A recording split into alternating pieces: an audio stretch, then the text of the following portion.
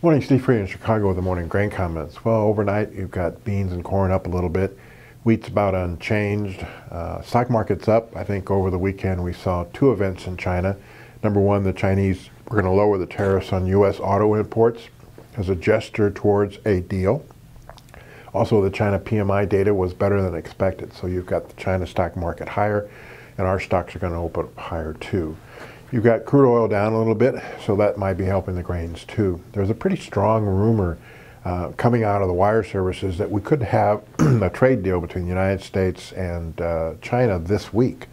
Bloomberg reported that right now they're just going over the language to make sure that both sides understand the verbiage.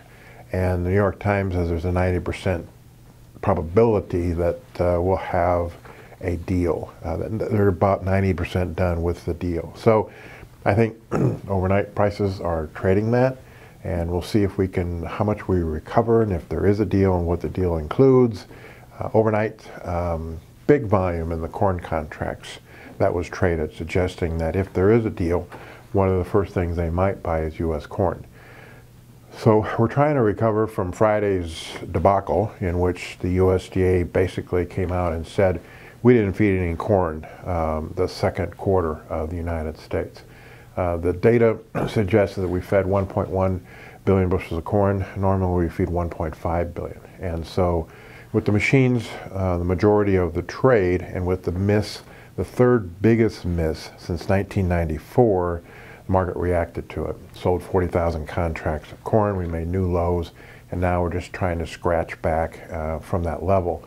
The data did show that March 1 stocks, the farmers have 60% of the corn, 47% of the beans, and 23% of the wheat. And all three of those numbers are higher than the last couple of years. So the farmers own most of those March 1 stocks. As far as plantings go, a little bit more corn than the average trade gets, a little less beans. But the wire services came out and said that they're reporting that based on satellite imagery, there's about 1 million acres right now of U.S. crops that are underwater. And so that probably won't get planted to corn. It might be shifted to beans. There's some locations in Nebraska that may not get any acres planted this year because of the wet conditions. As far as the weather is concerned, over the next 14 days, we have 3 chances of storms moving across the Midwest. And so rains from those storms will probably delay any field work where the rains are the heaviest.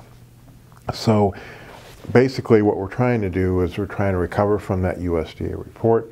We'll see if we can come up with a deal. Wednesday, U.S. and China will start the negotiations in Washington.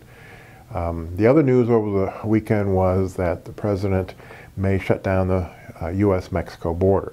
All sources in Washington said this is for people only and not goods. So there was some concern that if they shut down goods, it would cost $1 billion worth of trade between U.S. and Mexico.